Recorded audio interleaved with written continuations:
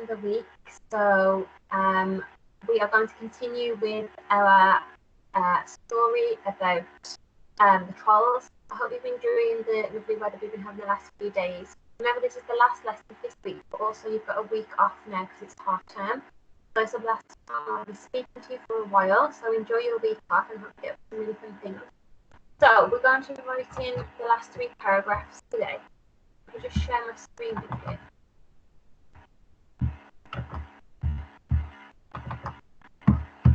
Okay, so you should have already written the beginning and the builder, and today we're going to look at the problem, the resolution, and the ending.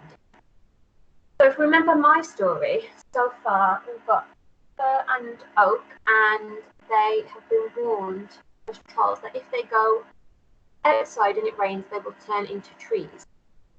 So they then went out to find some food in the woods that they lived in. It was a nice sunny day. So now we're on the problem. So my plan down here, and you've got your own individual plan, was that first these children climbing trees, one is stuck. Oak and Fir decide to climb the tree to save them. So your story should be that your main characters, the 2 trolls, they'll be different to mine, see someone or something in danger.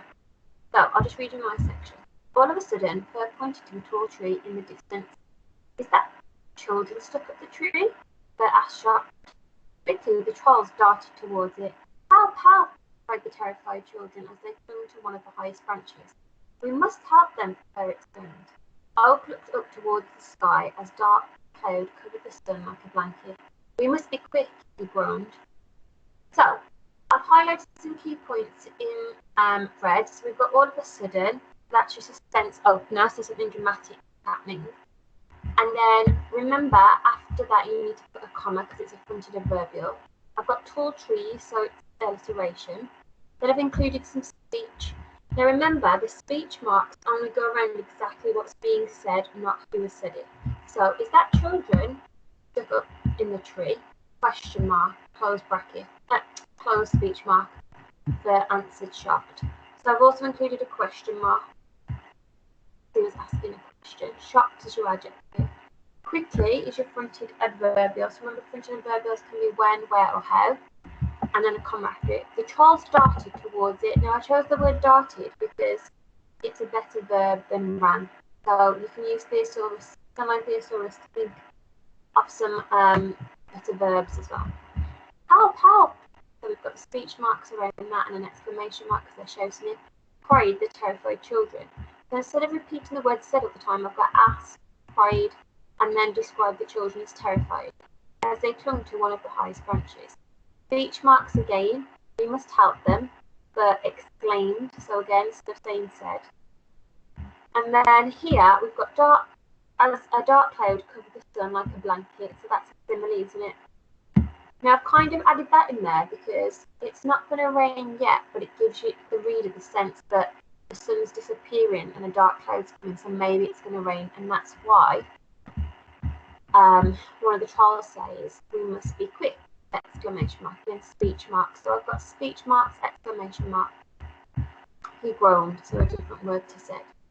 So I'm not saying that it started raining yet, but remember, rain is what's going to turn them into trees. So I'm hinting for the reader that it might possibly start to rain. That's my problem. And then my resolution, if we look down here, was that Fir and Oak saved the children. So your resolution will be your 2 main characters, whoever they are, saving whoever's in trouble. So I'll just read you this now. Fir and Oak tried to reach up to grab the children.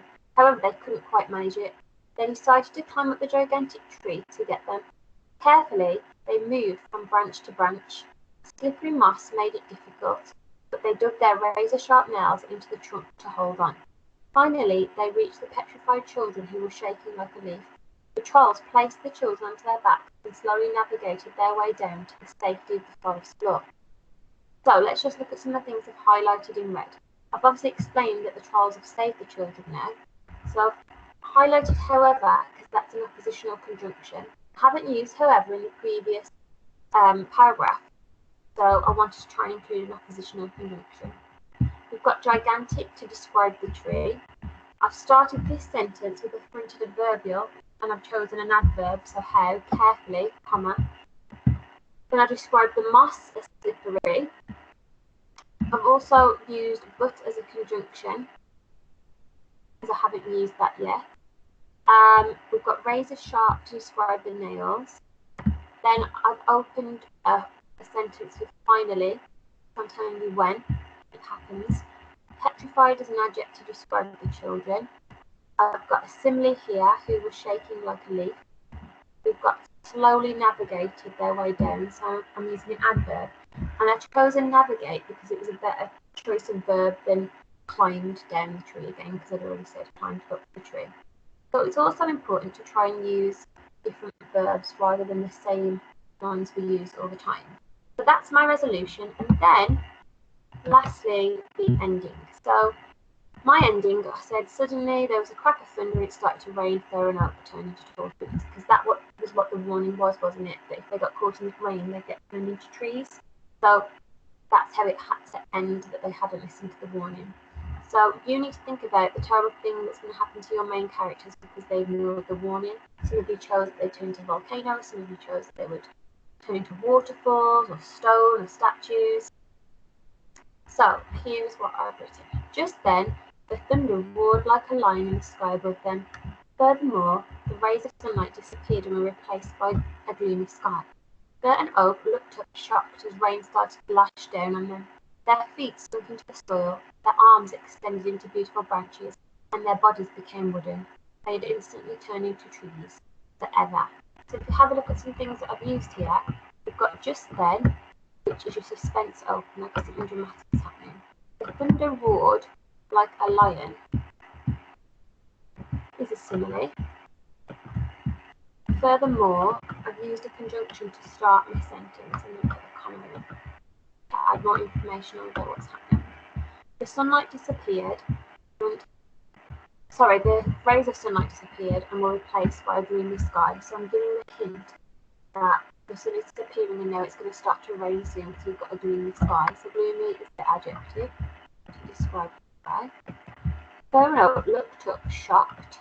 So I'm describing how they were feeling, it's an adjective. As the rain started to lash down onto them, exclamation mark. Something dramatic's happening. I chose the word lash instead of pour down, because again I'm choosing alternative verbs. Now, the next sentence, I'm describing how they're turning into the trees, and I decided to use commas in a list and use 3 things. So their feet sunk into the soil, comma, that's 1 thing. Their arms extended into beautiful branches, that's 2 things.